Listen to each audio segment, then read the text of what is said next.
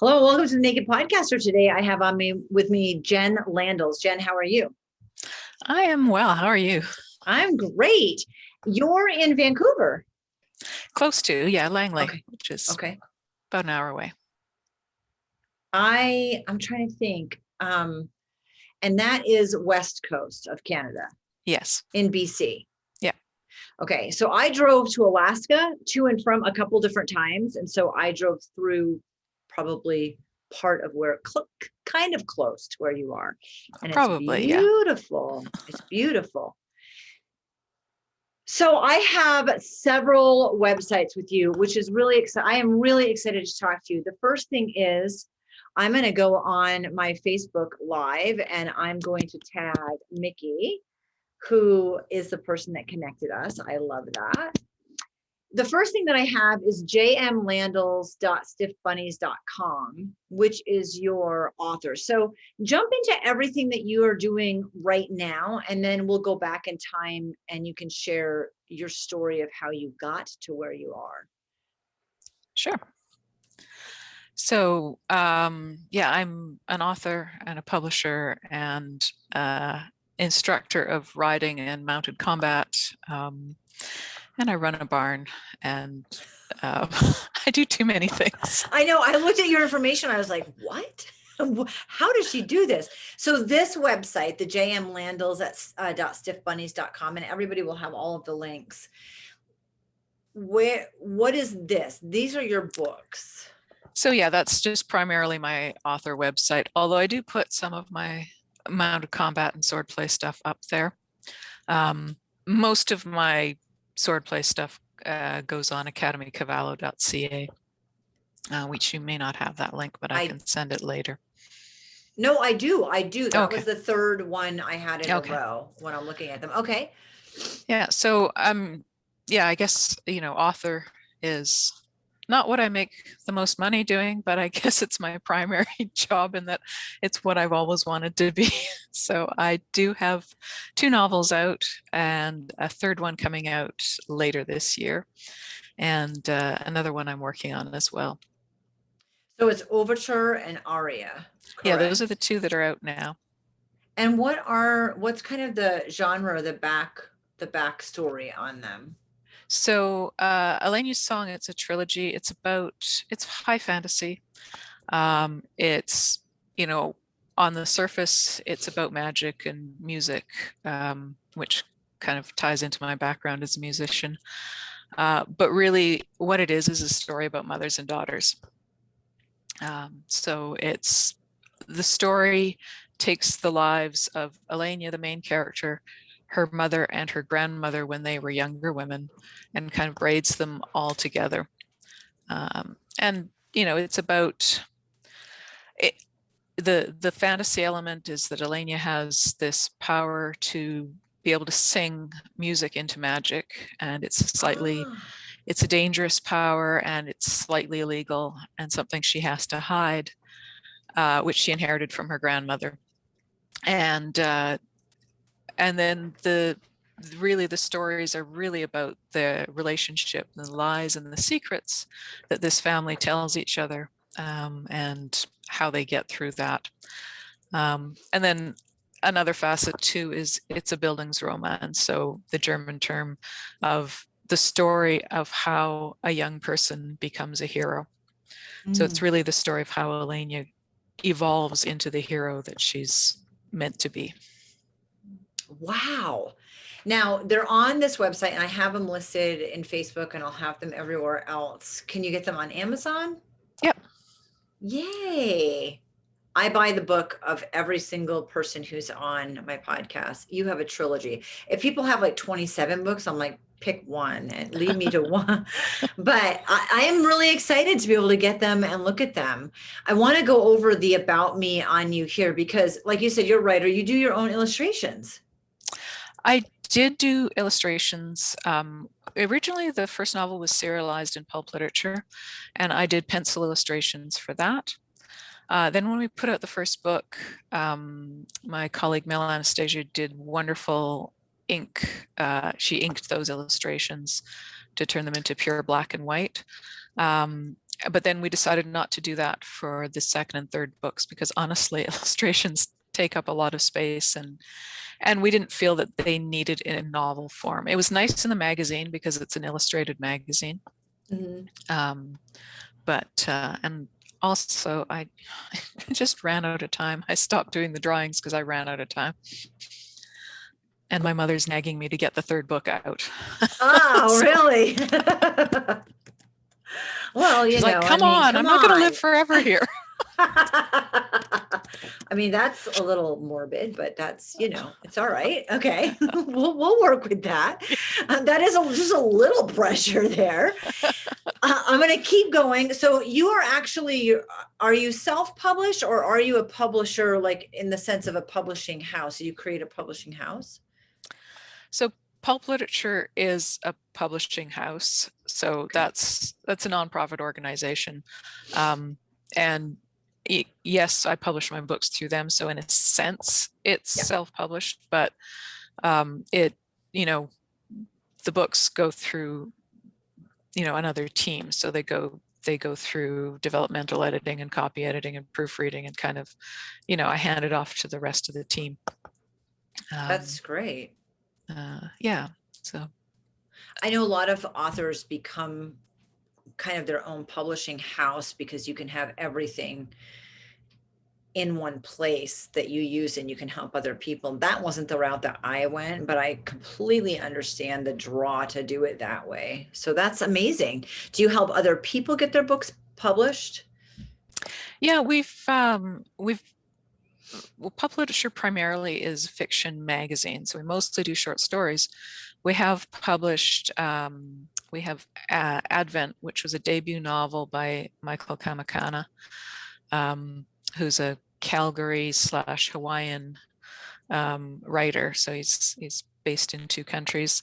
That was an amazing debut science fiction novel, very stream of consciousness, way out there.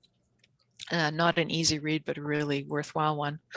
And then we've published Matthew Hughes' What the Wind Brings. So Matt Hughes is a well-known science fiction writer. He's a well-known crime writer, but this is historical fiction. And this is what he considers his magnum opus. He actually got a Canada Council grant to write the book. So the writing was paid for, but he couldn't get one of the big publishers interested in it. We had published a short story of his. So he approached us and said, "Are you interested?" And we took a look at the manuscript and we fell in love with it. Because it's about these native tribe in South America that meets a slave ship from a Spanish slave ship that shipwrecks there.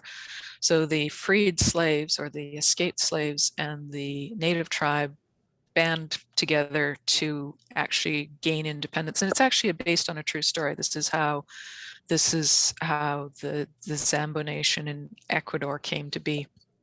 So it's this amazing, sweeping epic, which was completely out of Matt's usual wheelhouse. And so we took that on, and I think we did a pretty good job with it. We did hardcovers, which was pretty exciting to actually do a proper hardcover with cloth binding and all that sort of stuff. So yeah, we don't publish a lot. And then we have another novel by Brenda Carr, which we're just working on right now. We haven't got a publication date for that.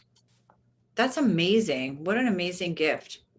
From doing your own book, how challenging it is to get from inception to conception. I mean, it takes a lot to do that. I love that. I love that you're doing that. Tell me, you mentioned musician, and you're a musician and a dancer. So let's jump in there, because after that, it gets really interesting. So yeah, my road to becoming a musician was kind of weird, because I started out, I did an air band in university with cardboard guitars, and it was just like one of these airband competitions. My girlfriends and I in university won this competition. We got invited to actually open for local bands. So we opened for the Scramblers, which is an amazing local band in Vancouver at the time. And, you know, that just kind of, my partner is an amazing guitarist. So it's like, at that point, it's like, okay, teach me how to play guitar. And he's an amazing guitarist. He's not a great teacher because he's so good at it. But between him and, I started to pick up guitar, and then we moved to the UK in the 90s, and I sort of joined a music collective happening at a local community center, did some work with them, and then joined an all-girl band. And did that for several years. I love that. All right. So you play guitar. Play guitar, and eventually I did vocals as well. I went through several bands, as one does. But the last gig I played was the Vogue Theatre when I was 6 months pregnant with my firstborn. So my guitar was out here. Yep. That's so great. I sang in bands too. I still have my guitar that I need to learn to play. So there you go. Now you also, equestrian, and I know that that's a huge part of your journey growing up that we'll go into, equestrian and sword fighter. So this is where I'm like, all right, there's several different spokes to this wheel. This is exciting. So tell me a little bit about being an equestrian and a sword fighter. So the equestrian is something I've done. I like to say I was riding before I could walk. So Yep. I've always been horse crazy. My first full sentence was, "I want a horse." And I did eventually get one, and have had several since. Sword fighting is something that I picked up over a decade ago now, I guess closer to 12 or 13 years ago. It's not true. I used to do classical fencing a little bit and some wushu sword, but I was researching for a novel, and I was researching 17th century rapier, and then I found there was a school in Vancouver where I could actually learn to fight with a 17th century rapier. So I joined Academy Cavello. I dragged my partner with me, and yeah, we've been doing rapier and longsword, spear, things like that ever since. Wow. What a great way to get into it. So you kind of really got into character there. Well, yeah, and I mean, and it kind of derailed. I didn't actually start writing that novel again until just a couple of years ago, which a particular historical novel that I was researching. But yeah, and at some point, I guess around 2010, I said to the director of Academy Duello, Devin Borman, I said, "Look, I've got horses, you've got swords, we should do something with those together." So I came up with the mounted combat program, put together a curriculum, started running classes, and then just last year I split that off into a separate school, Academy Cavello. Okay, so that I have this up, and you do courses. Holy cow. Okay, that it is great to have the background of this. So dive in deep on the Academy Cavello, because this is incredible. So well, I live here on my farm, which is 12 acres out in Langley. We have an indoor riding arena, a nice facility here, and we give classes. So we teach people how to ride, we teach people how to care for horses, and we teach people how to sword fight, and then eventually how to put those together. So we do, during COVID, we haven't had any tournaments or anything like that, but we have been able to continue with classes. So every Sunday, we've got people out here learning to ride and sword fight from horseback. It's a really incredible website. I hope people go on. I mean, like, I don't live near you. I couldn't even do it if I was dying to, because you're too far away. But we have online classes. Yeah, okay. I just saw it. I was like, but I mean, I couldn't be at your place riding a horse, but the pictures are phenomenal. The pictures on here, you could just get sucked into this website. They're absolutely beautiful. And you have training these horses. What's that like? I mean, you're talking about training the people to ride and the people to sword fight, but what about the horses themselves? The horses are actually easier to train than the people. Why am I not surprised? Okay. Horses don't tend to overthink things, that's why. I mean, all you really need is you need a horse that's well trained, just a basic riding horse. It doesn't need to be anything special. Horse that can walk, trot, and canter, and is relatively responsive to your leg and voice and hand commands is all you really need.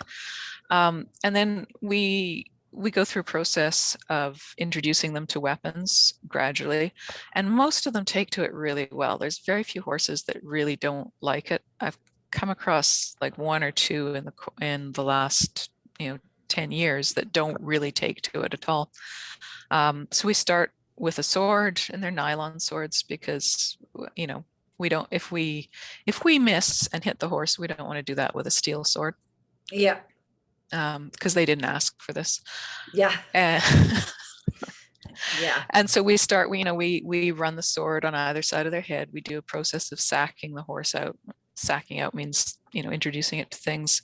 Mm-hmm. We scratch. And every time we get on a horse, even, my horse is so used to swords that she falls asleep when I get on her back with a sword, even though she's a very hot thoroughbred most of the time. But every time we get on with a sword, we scratch them between the ears with it. We run it over their flanks. We do that just process of checking in with them every time. And, most of them are quite fine with that.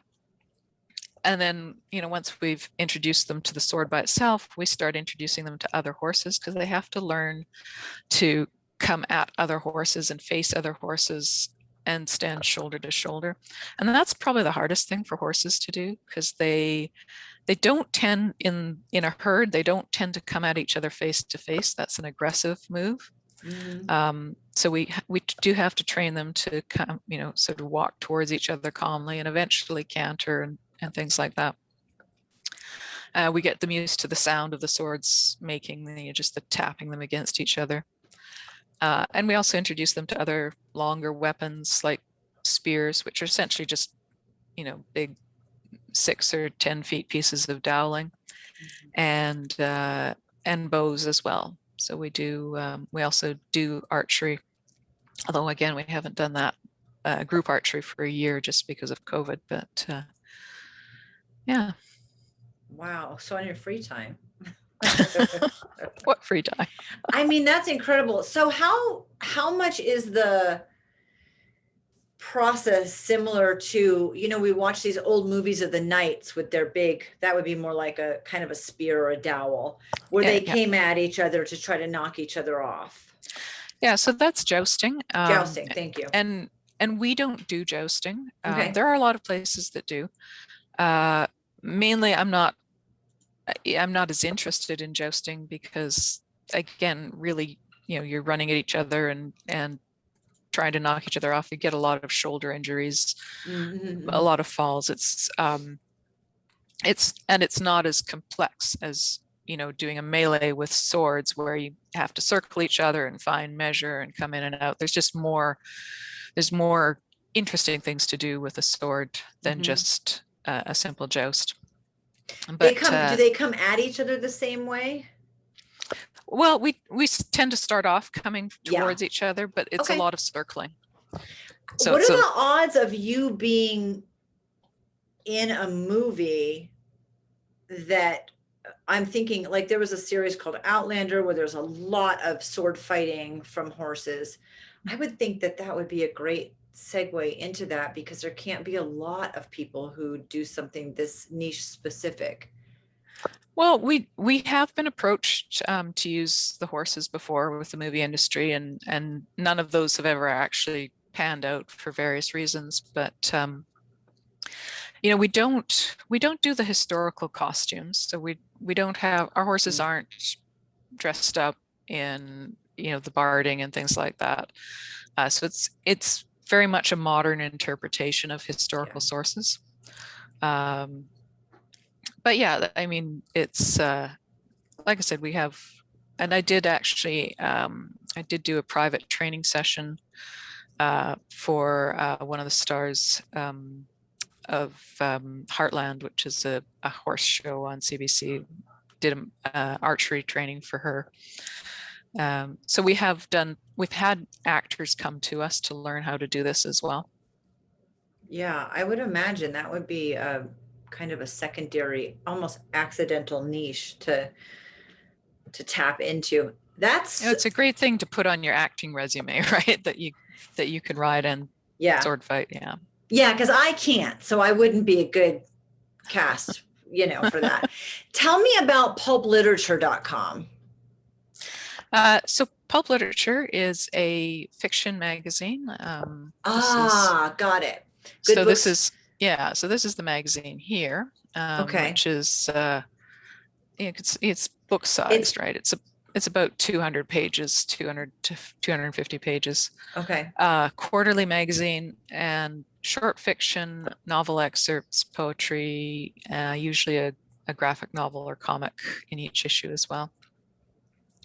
Excellent. That's a huge magazine. I mean, that's pretty intense. So that is part of what you do through the publishing company then. Yes. Got it. Okay. Yeah. So that was the start of the publishing company. My colleagues, Mel Anastasia and Susan Peters, and I were just sitting on Mel's deck drinking beer in the sunshine, and we thought, we know a lot of writers. We had a lot of connections with writers, and there's just not a lot of short fiction magazines in Canada, especially for genre short fiction. There's a fair number of literary magazines, usually through universities, but not a lot for genre fiction. And so, we thought, well, why don't we just run a Kickstarter to produce the first issue, see if there's interest. So we did that. We ran a first Kickstarter and raised enough money to get us started on our first year of publishing. For our first issue, I approached Chris Humphreys, C.C. Humphreys, was a historical writer. Mm-hmm. And we were actually rehearsing a stage fight for the release of his novel, Shakespeare's Rebel. So that was taking place at Bard on the Beach, which is our local Shakespeare theater. And so while we were rehearsing this stage fight over beer afterwards, I said, "Hey, have you got any short stories in a shoebox under your bed?" And he said, "Why, yes, I do." And so that was, he had a contemporary short story. And he said, "Well, it's not historical. Is that okay?" I said, "That's perfect, because what we want from our feature authors is something that they don't normally write." So we had a contemporary piece from him.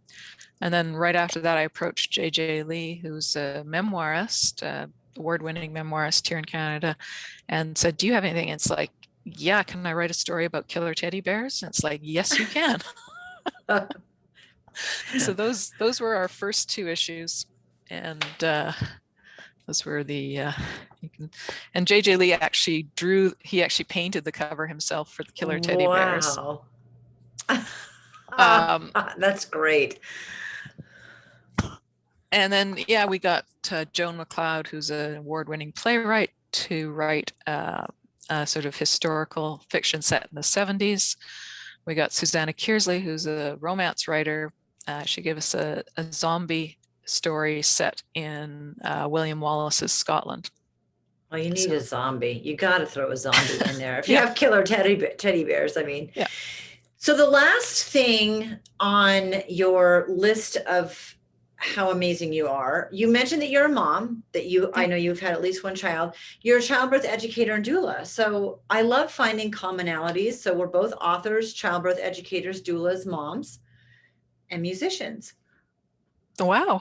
I know. We're both gens. And we're both gens. That's not as uncommon. No, it's not.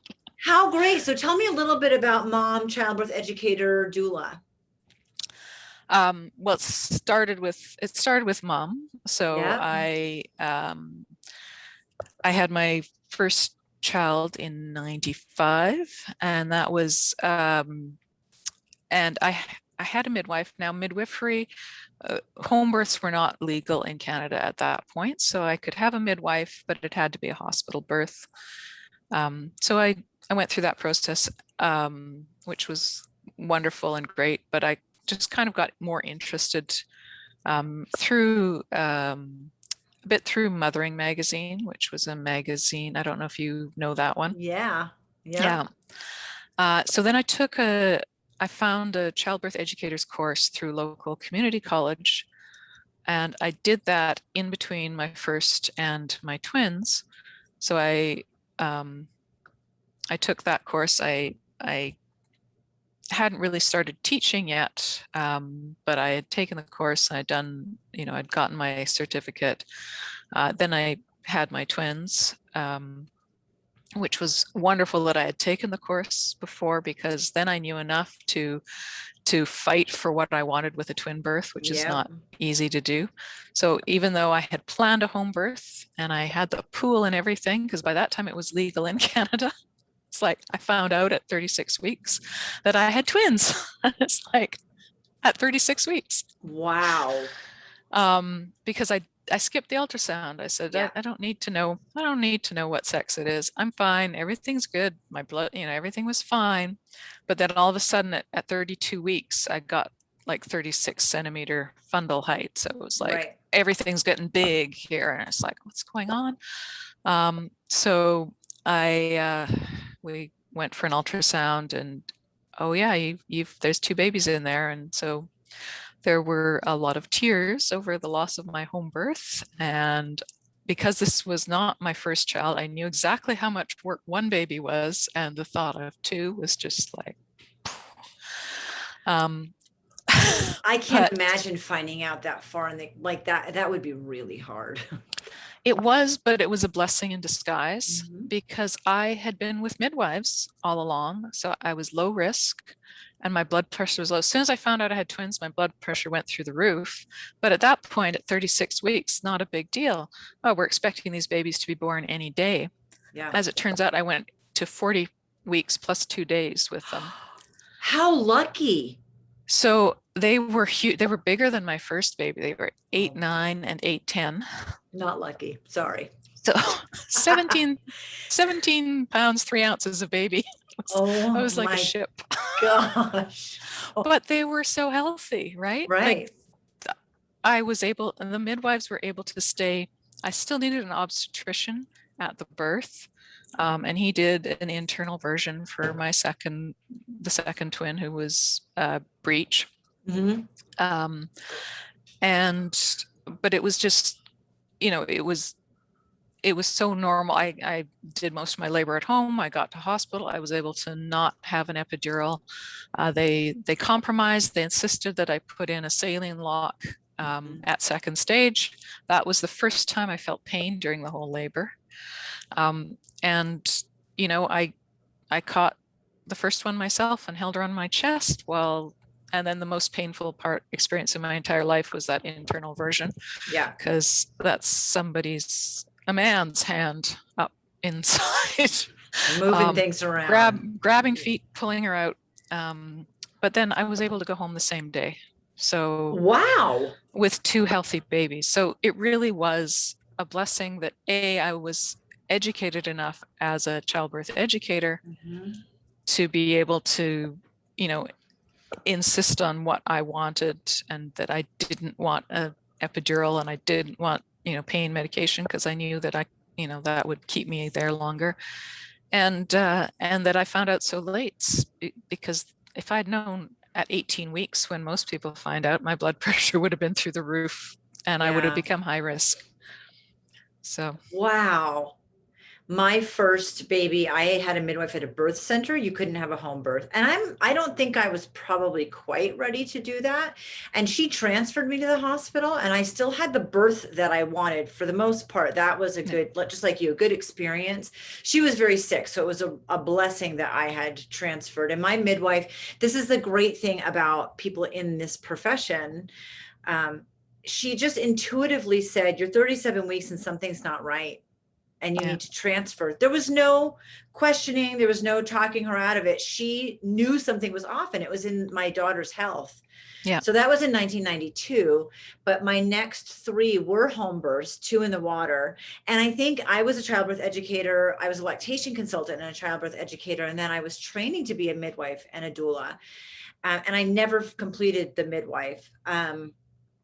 But I think that when you take that from an instructional perspective, your knowledge is so high that stuff just doesn't really bother you. Like, Yeah. having twins and knowing you could still do it the way you wanted to do it, because your experience may be less, but your knowledge is pretty vast. So I love that.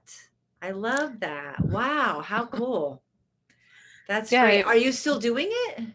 No, I gave up childbirth education when the twins were around 7 years old. Mhm. And it was kind of like, it was interesting because you know how they say how you replace every cell in your body after 7 years? Mm. So it was like I had replaced every cell in my body that was sort of involved in birth and that sort of thing. And I felt like I was ready to move on. Like Yep. I still am passionate about childbirth, and I'm still, I still see things that make my blood boil, Yeah. when I see intervention rates and breastfeeding rates and things like that, which just keep, doing Yeah. this depressing up and down thing. But and occasionally, since then I have done some doula work, but I like to say it's friends, family, Yeah. and repeat offenders. So But yeah, me too. Repeat offenders. That's great. I stopped after 11 years. Part of me wishes I had kept it going. Um, hindsight's great, but I did it for 11 years. And now my daughter, who's 25 and due with her second baby, is oh wow. licensed and certified to be a doula and a lactation consultant. So Uh, it it's just it's great to have more people in the world who are trying to make that a more beautiful experience instead of the opposite. that's So, lovely. wow, that was a rabbit hole I'm so glad I asked you about. So the podcast is about your struggles and kind of the who, what, when, where, how you got through them. So I'd like to kind of jump back in time. You mentioned that you were on a horse before you could walk, and that you owned your first one. I don't remember if you said that when you owned your first one, but let's jump back in time and let's start talking about your story. Well, I grew up partially in a log cabin in the woods, or a cabin it wasn't even a log cabin, honestly. It was I guess you call it tar paper shack at some point. Um, so um, single mom. Mm, My dad was in the picture, but he lived in a town half an hour away, and I saw him every second weekend I'd spend with him. right. So we did not have a lot of money. My mom spent the first years of my life just at home on welfare, Mm, and then she started working. She was a physiotherapist. I mean, she still is, I guess, just not a practicing one. But she started working in the hospital sort of 3 days a week, part time, so that she could still be home when I got home from school. So, even though it was a very isolated childhood, and not a very, like we weren't well off or anything, it was actually a very rich childhood because she was there for me. I was not a latchkey kid. And, we just, I just didn't have all the fancy clothes and shoes, but I never felt the lack of that. And I had a pony, like because we lived on acreage. She got 24 acres from her from her parents. So they had a core section divided up between 3 kids. So we had land. It wasn't, and she still lives there, and she still lives in a log house up there in her 80s. But, we had the ability to keep a horse. And like I said, my first sentence was, I want a horse. And when I was 8, my dad, probably out of some parental guilt, for being an absentee dad, or, and separated parents, got me that pony. So, it was like, a lot of people would have said, that was a childhood of hardship and with no running water, and I had to haul water and cut wood. I learned how to use an axe at a very young age, but I didn't feel the hardship. It was a wonderful childhood from my point of view. I just had a lot of freedom and a lot of loneliness, which was excellent because it made me more creative. It made me write more. So it was it was a great childhood in that respect. It's funny. I've been through lots of struggles in my life, but once I'm through them, they don't feel like struggles anymore. You know what I mean? They feel like, okay, that was helpful. It may not have felt it at the time, but it was helpful. That's a great way to see it. I think all of us process things differently. So I process, even looking back as a little kid, at 6, not maybe in the moment, but like you said, when it's over, I was always searching for the silver lining.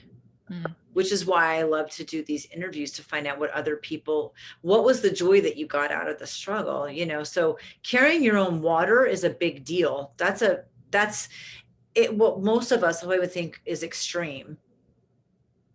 And you felt like it was something that was building your character. Well, yeah, it was just kind of cool and special. And like, yes, I did miss not being able to visit my friends, right? You had to drive to town, but I would see my friends at school.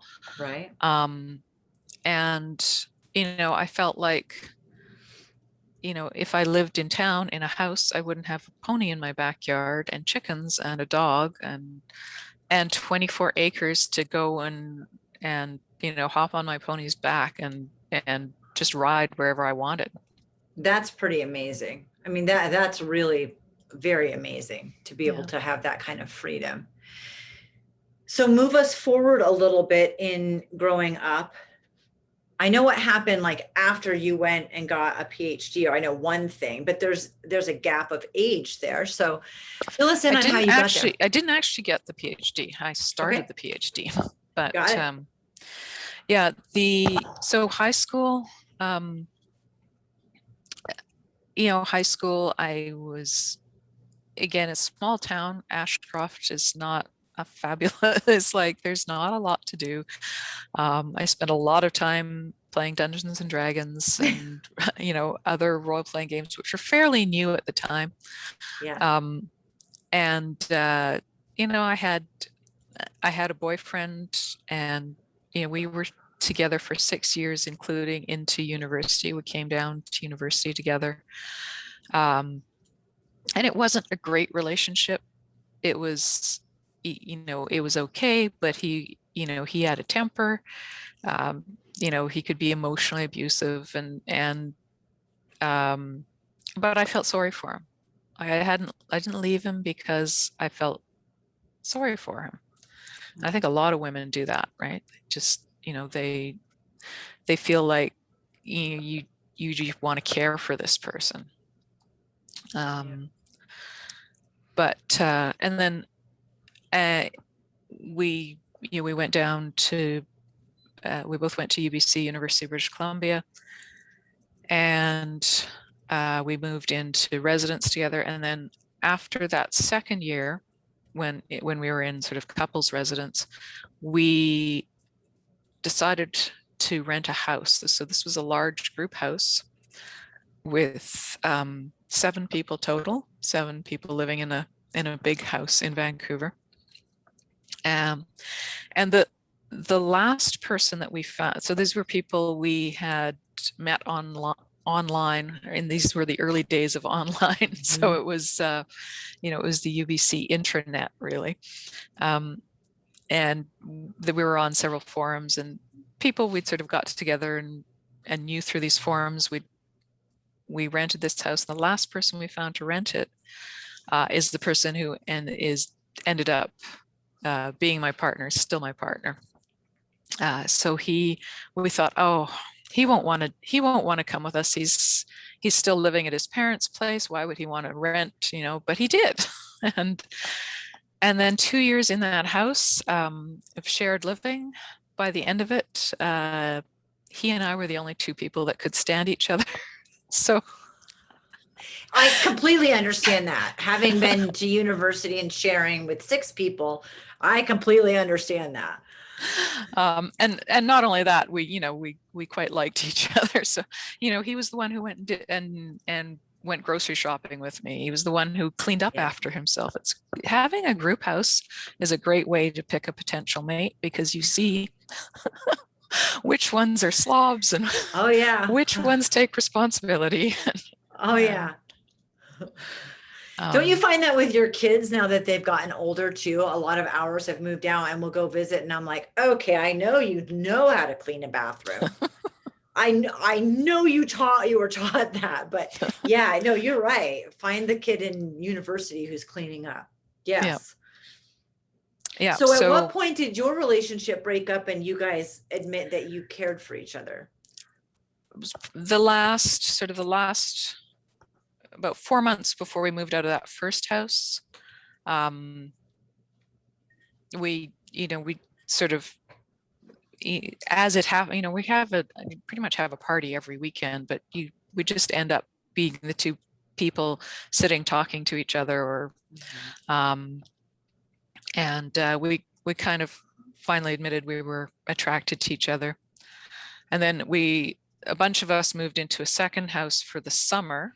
And it was during that phase that I actually broke up with my then boyfriend. I actually kept paying rent there and went and house sat for somebody else for a month, and the whole messy separation with quite a lot of anger on his part, and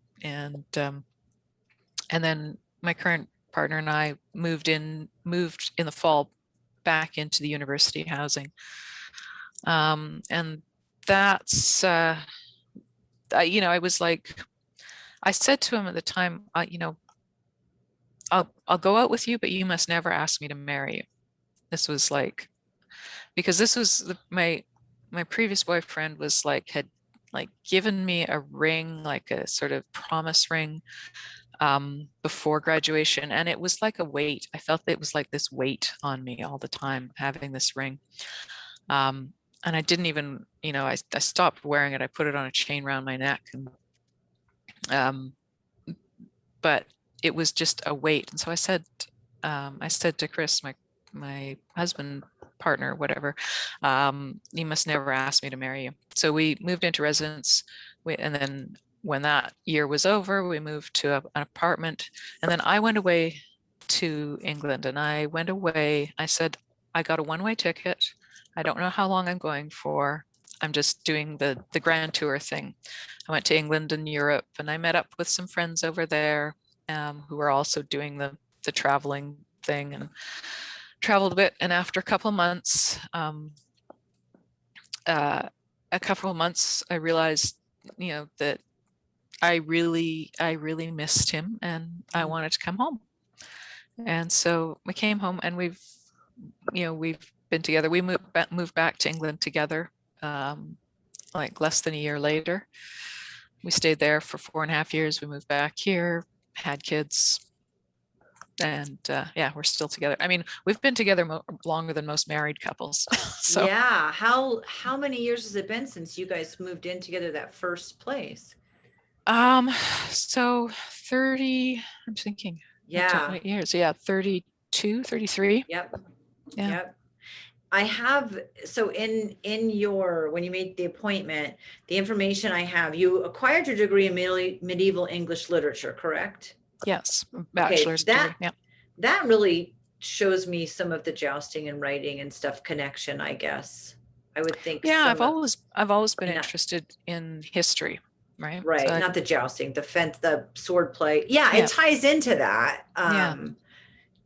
Also, it says that you went to London to get a PhD in English, but instead dyed her hair pink and joined a rock band. And I was like, yes, I can't wait. This is going to be awesome. So tell me about that one. Well, we moved again. We just pulled up after I had been over for that one summer, Right. and then I came back, spent the winter here in Vancouver, and I said to Chris, I said, well, they need computer scientists over there so badly. Like they Mm, did not. He has a bachelor's in computer science, and people working over there did not even have bachelor's degrees, right? They were just like trying to find people, and it's like you could get a job so easily. So he started doing a bit of a job search, and I applied for graduate school. So I applied a number of places, and then I hadn't accepted. I had a few offers. I hadn't accepted them, but in May of that year, we pulled up roots. You know, we even missed his brother's wedding to do that, which is probably a bit of a family no-no. But we pulled up roots. We had, I think, $800 in savings, and we just flew over there on a one-way ticket. We found a place to stay. He had job interviews lined up, and he landed his job fairly quickly. And we also I went up to Leeds to interview for a master's up there, and I eventually decided on University of London. And it was just, I just wanted to be in London more than I wanted to be in Leeds. So I still kind of regret not, because I really liked the faculty, head of faculty there. But so I started that. I started doing my degree. We, got ourselves a flat in North London, and I was working on it. And then the province of BC, I'd asked for a loan. I think it was $13,000 to pay for that didn't even cover tuition. That was just accommodation. And the government said, no, you don't need, you only need, actually, no, I'd only asked for the loan for tuition, which was about $4,000, quite expensive at the time. And they said, no, you only need $13,000 a year to live. And we were paying $1,000 a month for a flat. A flat where, the wind blew through and the carpets would lift, and it was, the roof leaked in our bedroom, and, it was not a luxury flat by any stretch of the imagination. So I just went, and I was a term in, like I was already at Christmas by the time they got back to me and said no. And it's like, well, I can do a PhD at any part of my life. I can only be in a rock band when I'm young. So that was a great choice. I like that choice a lot. I would like to know, because you have this ability to kind of jump into things that from the outside seem like they would be scary, from fencing to going to London on a one-way ticket twice with no money and no plan, kind of. What allows you in your personal, like, how do you do that? What inspires you to do that? I think growing up without a lot of money made me realize that it's not that important.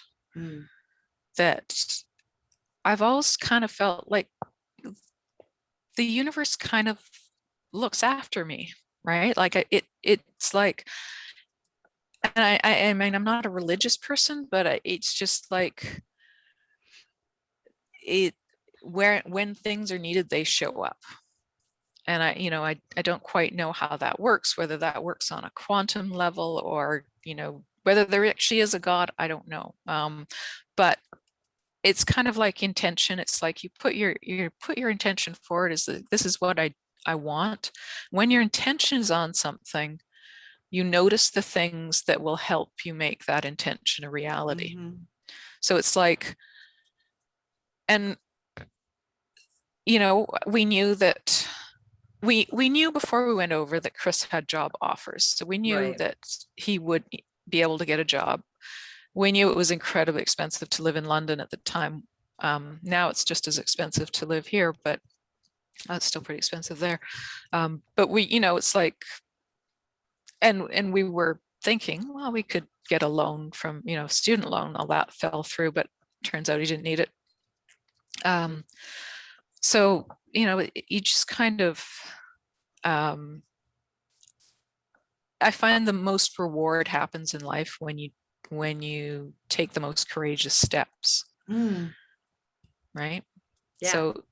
So yeah, it was a big leap, and we've done other big leaps too, like buying this place we're at now. Like, this is a huge mortgage we have, and like it's a big mortgage payment, and we're making it, it's working. But when we were deciding, like, because we'd been at our house in Richmond for 18 years, and like making this huge move to sell that and move out to an acreage, which is like so much more work and so much more, we had paid our mortgage off on our other house. It's like we're going back into being mortgaged at, in our 50s.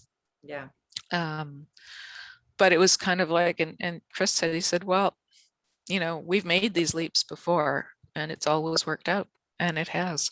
And he made other leaps before. One, when the first place he worked in London, they did a big layoff, and they were offering big severance packages, or keeping them on, and he was given the choice to stay on or to take the big severance package. And we decided, it's like, well, I mean, the severance package was probably, it would have kept us going for maybe 6 months to a year in London. It's like, well, let's take that severance package and see what else is out there. So again, whenever these opportunities have come up, we've always taken them. Yeah. So being courageous, you just know that it's the greatest reward. Yeah. That is amazing. Jennifer, it has been so much fun chatting with you. What is the easiest way for people to find you? I'm on Twitter, Instagram, and Facebook at JM Landels. So that's the same tag for all of those. And that's probably the best place to get in touch with me. But you can also find me on the website, jmlandels.stiffbunnies.com. Yep, and buy your books, which I am getting ready to do as soon as we get off here, so that I'll even give you a review, that's even more shocking. That's wonderful. I love reviews. I know. We understand that once you need them or they make a difference, you understand reviews. So yeah, I'm super excited about that. Thank you so much for sharing your story. It's been a pleasure having you on. Well, thank you. It's been fun talking to you. And we have so much in common. Other than the name, I know.